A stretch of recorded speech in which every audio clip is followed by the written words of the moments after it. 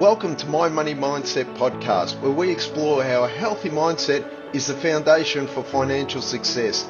Each week, we delve into mindset hacks and practical strategies to help you enhance your income, help you make more appropriate investments for yourself, and to improve your overall financial well-being.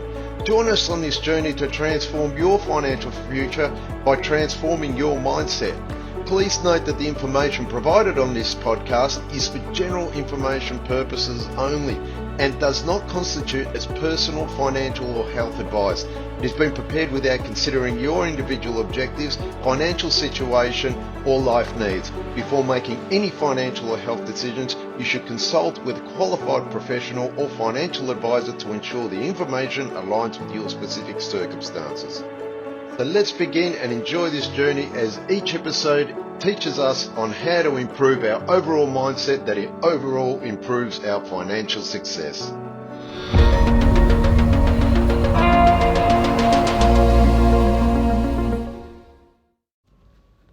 One of the main reasons for investing in property per se, or shares or anything to that matter, as a long-term strategy, that is, so investing for a term that would be indicative somewhere around when you want to retire. So how do we understand that how much is enough? And we all jump onto the calculators on how much do we really need to retire, and we get an indicative figure, and that's so on and so forth. So we really need to sort of, and there's many sites, as in websites, that enable you to work out how much it would be to retire for the average person. So you basically work out how much it costs you per annum to live, or per week, however you work on your budgeting, and then you load those figures in. So most of the time, there's a lot of speculation. So someone will say, well, I can live on $60,000 a year, and other people $200,000 a year. There is no set guideline for that. Now, arguably, it's all sort of resolved around how much it actually costs you in budgeting to live. So if your everyday living expenses are, somewhat $40,000 per annum, then obviously it's going to be not as, with the amount that you need to retire on it by the age of, and that's the other thing, the age is 65, 70, whatever you're thinking that you do want to retire, what age you do want to retire at, how much it costs you per annum. So if it's $40,000 a year as opposed to 80, if you love going on holidays overseas and so on and so forth, and don't want to skimp on anything as in far as living conditions or living expenses, then it's going to be a hell of a lot more than that. So everyone is different. Everyone has different expenditure habits, and some people are willing to take the cut and say, well, I won't need as much in retirement because, I'm good at budgeting, and others will just want to live fruitfully because they believe that they should be able to live with a lot more comfortability in as far as budgeting, so not being so tight with budget. So, which is fair enough, right? So the main thing here, I suppose, is everyone's different. Everyone understands and can be truthful once they do their own self-reflecting techniques on their budgeting. And how do we do that? Well, realistically, it's to be as honest as possible with yourself. So I always like to do a budgeting based on a weekly budget. I find that weekly budgets are more realistically. So for instance, and some people like even daily budgets, as in, Monday to Friday and then on the weekend, because obviously Monday to Friday while you're working, you're making money, not spending as much, whereas on the weekend, if you're not working as much, or you're spending more. So, but that's where I sort of like to micromanage it in a sense, as in weekly. So what does it cost me weekly, or the family to live weekly? I get all the bills, I add them all up. I have a look at the bank statements, I add them all up, and I basically go by week. Some weeks are more and less than others, and so on and so forth. But being realistic about your budgeting is only, if you're lying about your weekly budget, we only lying to yourself, and it's going to throw you out. So make sure you really do your due diligence with your weekly expenditure, especially when you're retired and you don't want to fall short, right? So be really generous with your weekly expenditure when you do retire, and anticipate, a little bit more than usual because obviously inflation, and go from there. And obviously, what the lump sum you will need to retire and that make it happen for you comfortably. So don't forget that there are also many ways to be able to get your money to work harder for you, and that's through other different fund managers and all different types of investment. And you've got to make sure that you do speak to everyone that gives you these high returns. And what I mean by having funds or savings held in a fund, it's sort of your money stays in a fund manager and it gives you a return on your investment. So if you put $1 million in at 10%, then you're roughly going to be earning yourself $100,000 per annum. That's how that sort of works in a rough expression. So make sure that you do have enough money, and like I said, speak to your accountant or financial planner when it comes to working out how much you will need. They'll be great to be able to work out what's going on there, or you might have someone else you can actually speak to about that. And then if you think you're not going to have enough money to retire, then you want to be having a look at speaking to someone that can help you with that. And that could all come down to how much money you have in retirement. But it also could mean that, like some people, they're cash poor but asset rich, meaning that they've got a lot of investment properties, or they may have one or two investment properties, and they're sort of scared now because their rent may only be, call it, $600 per week from each property. It's only $1,200 a week, and they're sort of thinking, well, after I pay the expenses of keeping these properties, it might be not enough, and I may have to sell these assets, which incur capital gains and all that. And that becomes a bit of a stress for a lot of people, especially the conversation about retirement. And sometimes when they go visit their accountant or financial planner or whoever it is they deal with to look after them, they tend to find that the answers that they're seeking aren't sort of what they're wishing it was. And I would always recommend pressure testing and having a few experts in the field have a look at it. Anyone that deals with finance to have a look, what could be your potential. I'm not saying change accountants or financial planners, but it's always good. Just like if you're going to get a repair on your house and you get 2 or 3 quotes, or you look around to buy a new car and we get 2 or 3 quotes for different prices. It's the same thing when it comes to your retirement. You always want to make sure that you are asking the correct professionals in the industry. Just by dealing with one professional all your life doesn't mean that they're the right one. But like I said, and it doesn't mean you're comparing who's a better professional, as in accountant or financial planner. It just means that you are really, really pressure testing what your options in retirement are. I mean, it's such a massive decision and such a massive thing in your life to work out and refine your finances when it comes to retirement. Because as we do approach retirement, or if we're in retirement, time is obviously the thing that holds us against and can be your worst friend, because time is running out, right? Now, that's being said, is obviously the time is what creates the anxiety, because we all work it backwards and we say, well, we probably won't have enough, or as time ticks on by, how are we going to refine this? We didn't really do our due diligence, and what do we have to do to make sure that the figure that we're going to retire with, to make sure that we are okay, is going to work out okay? Now, there are so many angles and strategies to this. It's not funny. The best thing to do in all this is obviously speak to a financial expert, as in one that you're familiar with or others that are around. Speak to people that are they could be retired or are in the field. Really open your horizons with learning about what that looks like. And education with this is probably the key.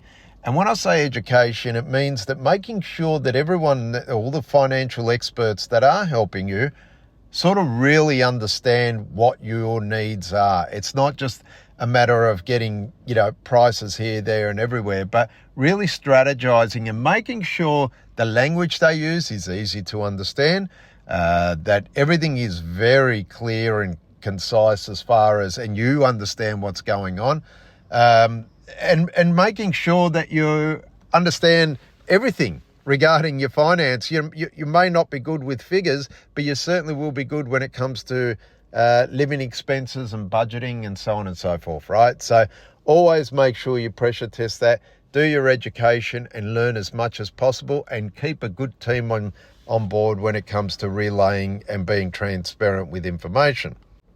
And to summarize, I suppose education, understanding yourself as in living conditions, living expenses, are the key fundamental things to take away from this. So, and having a good team, right? So having a great team of finance professionals that can relay and is transparent and easy to understand and are always there. They're not, disappearing and then coming back and then there's broken communication or anything like that. Making sure that you do understand where they're coming from and understand why they're doing what they do. Also understand and do your research upon your own living expenses and be honest with yourself. So honesty is key here, and so too is budgeting. Now, what happens if we all turn up and say, well, we'll be okay, but we really want to try and refine it to a better return on investment? Well, that once again goes back to the financial professionals that you have in your life, or to find some investment people that can help you with this, financial investment professionals. There are many opportunities, some better than others, just like anything in life, but speak to someone about the return or higher returns on investment, making sure they're secure. I tend to always, question things a lot and make sure that anything that I'll be putting my money in as far as investment, whether it's property or shares, Bitcoin, really make sure that we do our due diligence and refine it. That's without saying. And to start off with, we sort of start from the lowest return, which would probably be a fixed term or thereabouts. I mean, obviously there may be some others that are a lot lower than that, but a fixed term deposit where you place it with a normal bank, they tend to, at these rates at the moment, can range between 4 to 5, 6%, thereabouts. And basically what that is a fixed term deposit. You give them money and then they give you that percentage return per annum on your money. So I've seen some as low as 1%. It's ridiculous. You really want to be aware that it's above inflation rate as well. But when you don't know any better, you don't know any better. And this is what I'm saying. There's a scalability of this, and this is where you really want to speak to someone in the know about investing, especially on the return on your investments. So what that basically means is, okay, a fixed term deposit between 1 and 4, 5, 6% maybe with a normal bank. It's pretty low. If it's something that you'd say, well, look, I'd rather keep my percentage on my return low because I'm not really good with risk. What I'd like to think is sort of pressure test that, guys. If you're not really risk adverse, or you're sort of really want to hold your cash tight, and it's only because you probably don't really understand the full extent of what your money and the capacity and the power that your money could be working for you can actually do. There's a lot of very rich, well-off people that have invested their money in their life, and they still continue to do that in ways that really give them a fantastic return. And it's all about educating yourself and finding out the professionals that can help you lead to that, right? Speak to the people. You don't know what you don't know. And this is the main thing here. It's learning and being in touch. Message me if you think that you want to find these people, what it is, how to invest, all that type of stuff. Speak to the right people. There's no use just going to the person that you're familiar with. Break and push the boundaries here, because it is important, because your money could be working a lot harder if you knew how, right? It's just like anything in life. If you know how and you start to learn, and it could take a long time, it could be a short time, but you expose yourself to safe investing. And like I said, you've really got to pressure test that and make your money work for you. So we started off as a low return with a normal bank term deposit. And then there are others that are sometimes in fund managers. And these fund managers could be super, could be anything. Fund managers that invest in property, they invest in shares, they invest in a mixed bag of whatever it is. And there could be through your superannuation funds, it could be through other fund managers, and you put your money in and they give you a return. Now, sometimes they're hovering in this day and age at somewhere, could be between 5% all the way up to maybe 8, 9, could be touching 10% in some fund managers. Let me know if you're a fund manager and you sort of can help me with more of that. Obviously, some fund managers are more risk adverse than others. Some are better performers than others, and you definitely want to make sure that they provide you all the information and that you run all the investment potential that you have with all the professionals that are accredited in the industry to be able to help you, right? So speak to all the right people when it comes to that. And I always say triple check anything, quadruple check, 10 times check it, whatever it is, but make sure that what you're investing in is what it says it is. And there's a lot of these fund managers out there. Then after that, you've got other investments that can obviously range all the way up to 22. I've seen 22, 25% per annum on your money. It like I said, the ranges really do differ. The higher, normally it's known that the higher rate of return is always going to be more riskier. That's sort of somewhat how it's understood.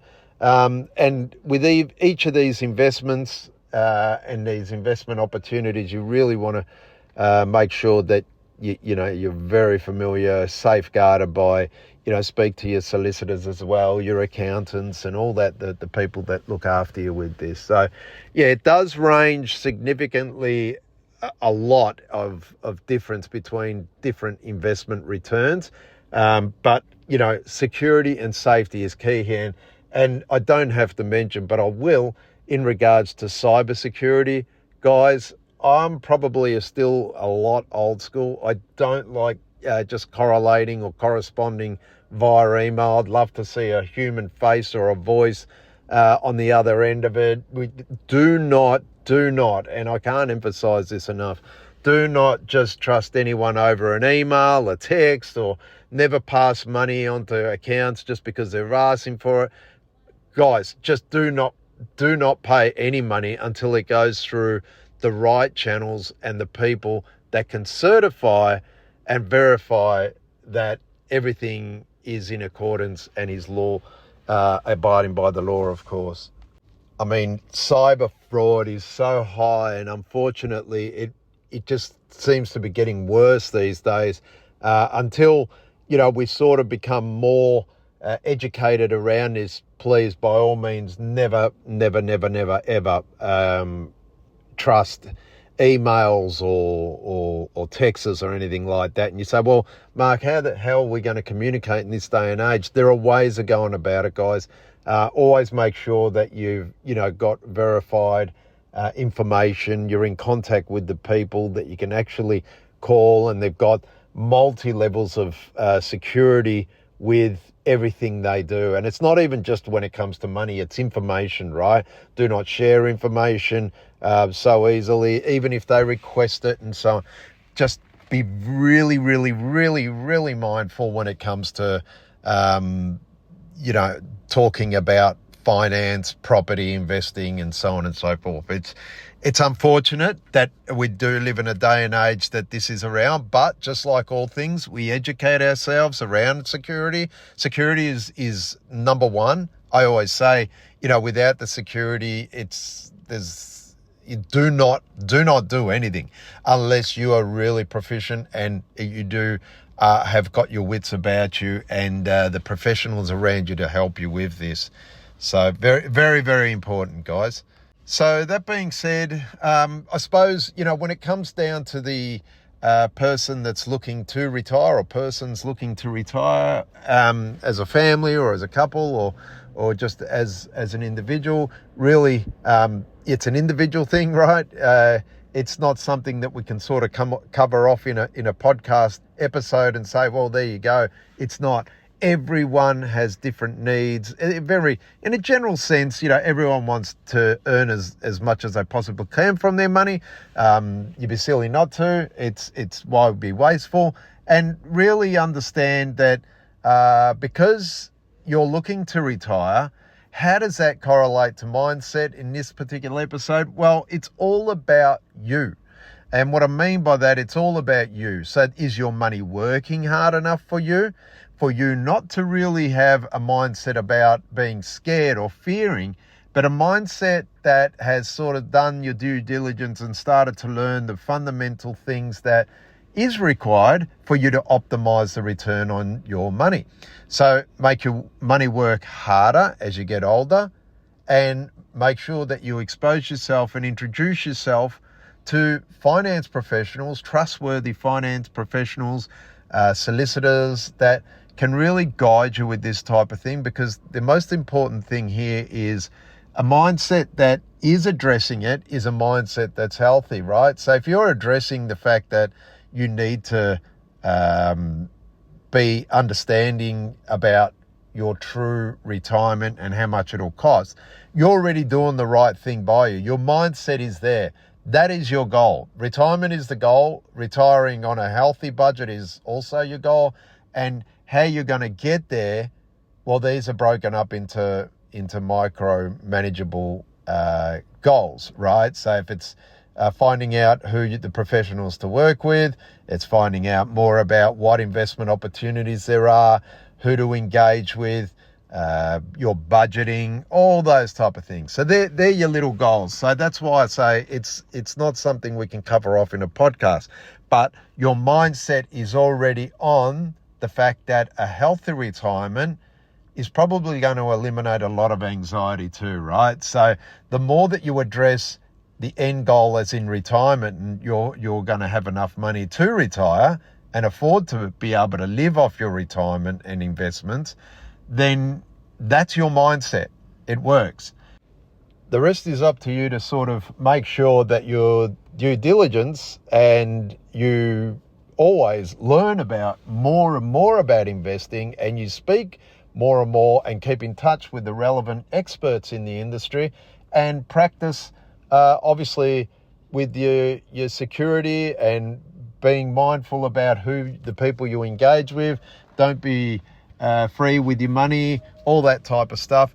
That's what's going to get you to a better mindset without any anxiety about retiring. And also, once the more that you understand, don't forget that you can share this information with people and help them find out how they can actually retire. And like I said, like I always say, the more that you share truthful information and beneficial information to anyone in life means that your circle of friends or family or colleagues are a lot happier because you've helped them, and everyone that you surround yourself with a lot happier means you're going to be a lot happier.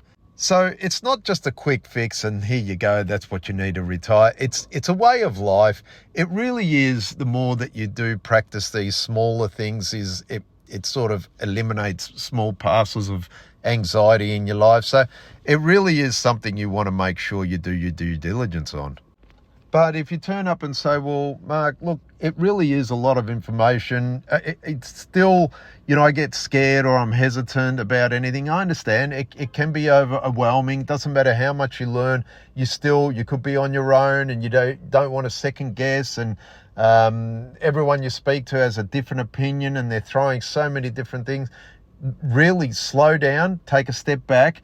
This is your life you're talking about. Don't be in a hurry. Don't just listen to the guy that you knew down the road or the lady up the street that told you this is the best way to do it. Really, really slow down and be in contact. I mean, message me. I can always try and help if it needs be. Discuss this with you. It's not something that you want to be able to sort of fix all in a hurry. And quite often we're so much in a hurry to get an answer that we'll just go, right, this is it. Don't do it, guys.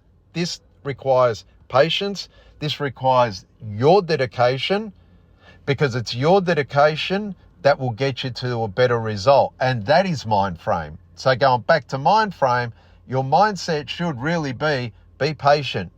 Understand this is an important thing. It takes a lot more time.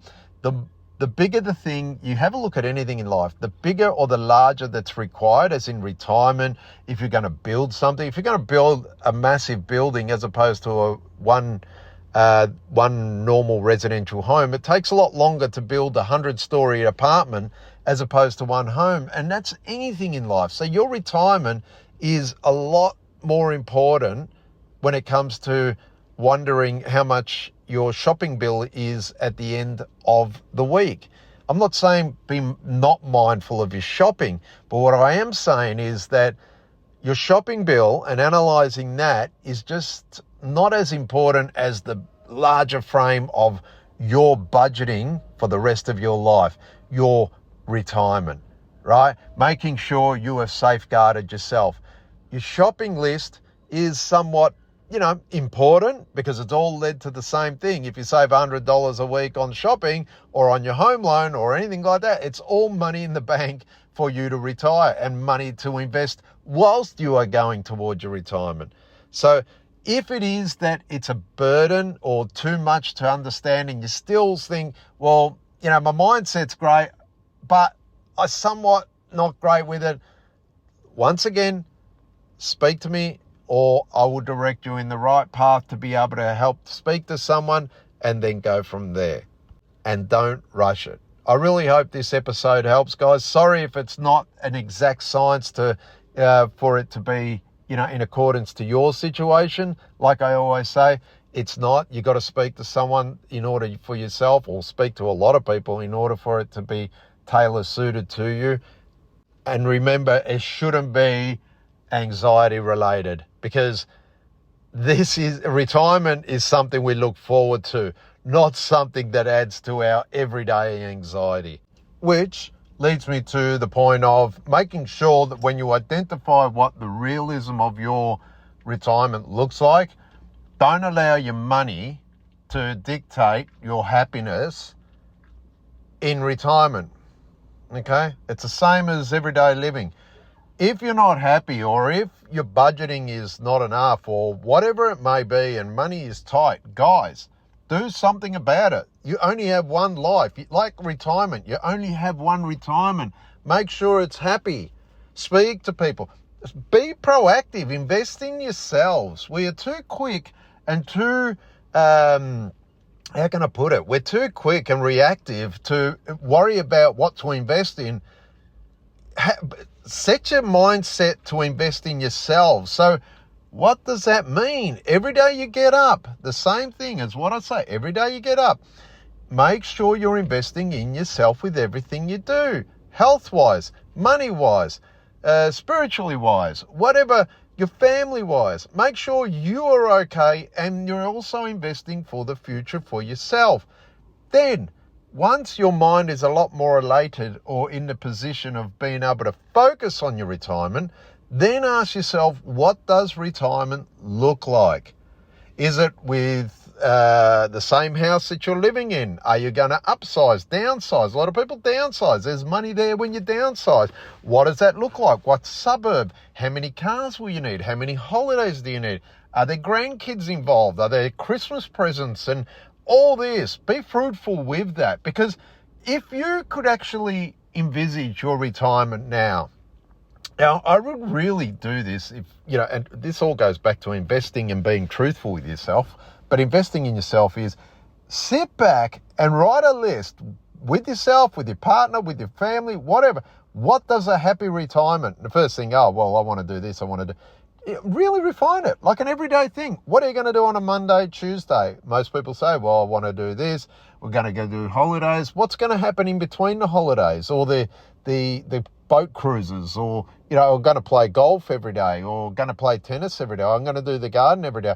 Yeah, you can't do one thing every day. I mean, some people can, obviously, but I think it'll get a little bit boring. Be fruitful with your ideas and be realistic with what you think is going to be the way that you're going to live fruitfully through your retirement. And don't let the finances dictate you.